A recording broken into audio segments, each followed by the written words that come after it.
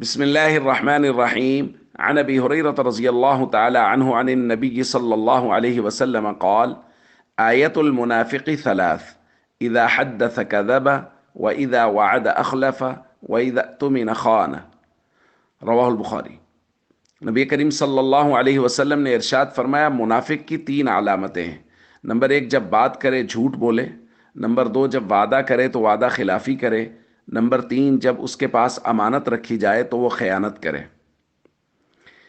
دوستو، اس روایت میں جو لفظ منافق ہے، اس سے مراد ہے نفاق عملی، کہ جو شخص ان عادتوں میں سے اس میں کوئی عادت ہے، وعدہ خلافی کی ہے، جھوٹ بولنے کی ہے، امانت میں خیانت کی ہے، تو وہ عملی طور پر منافق ہے۔ اس کے کام منافقوں جیسے ہیں، اس کا عمل منافقوں جیسا ہے، یہ کہا جا رہا ہے۔ اور دوسری روایت میں حضور نے چار چیزیں بیان کی ہیں کہ جس کے اندر یہ چار عادتیں یا ان میں سے کوئی ایک ہے، چار ہیں تو حضور نے فرمایا اربع من کن فی کان منافقا خالصا، چار ہیں تو وہ خالص منافق ہے، یعنی اس میں بہت زیادہ نفاق عملی کی علامات پائی جا رہی ہیں۔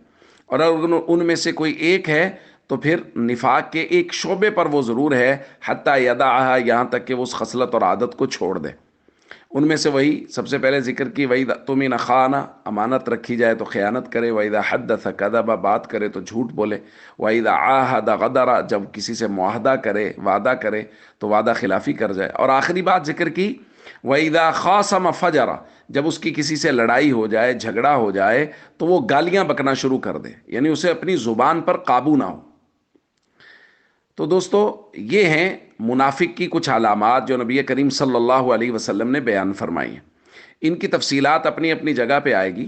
یہاں ایک بات ضرور ذہن نشین کر لینی چاہیے کہ یہ روایت اور اس طرح کی جتنی بھی روایات ہوں گی، ان روایات کو سننے کہنے کا مقصد یہ ہے کہ ہم اس روایت کو سب سے پہلے اپنے اوپر دیکھیں کہ میں اس روایت کی روشنی میں کہاں کھڑا ہوں، بجائے اس کے کہ میں اس روایت کو لے کے لوگوں پر فتوے بازی شروع کر دوں کہ فلاں منافق ہے اس لیے کہ وہ جھوٹ بولتا ہے، فلاں منافق ہے اس لیے کہ وہ وعدہ خلافی کرتا ہے، فلاں منافق ہے اس لیے کہ وہ گالیاں بکتا ہے۔ میں خود دیکھوں، میں جھوٹ تو نہیں بولتا، خدا نخواستہ مجھ میں یہ نفاق والی علامت تو نہیں ہے، میں وعدہ خلافی تو نہیں کرتا، میں گالیاں تو نہیں بکتا، میں امانت میں خیانت تو نہیں کرتا۔ تو مجھے اس حدیث کی روشنی میں اپنی اصلاح کرنے کی کوشش کرنی چاہیے کہ میرے اندر حضور نے یہ جو نفاق عملی کی کچھ علامات بیان کی ہیں، ان میں سے کوئی علامت میرے اندر موجود نہیں ہونی چاہیے۔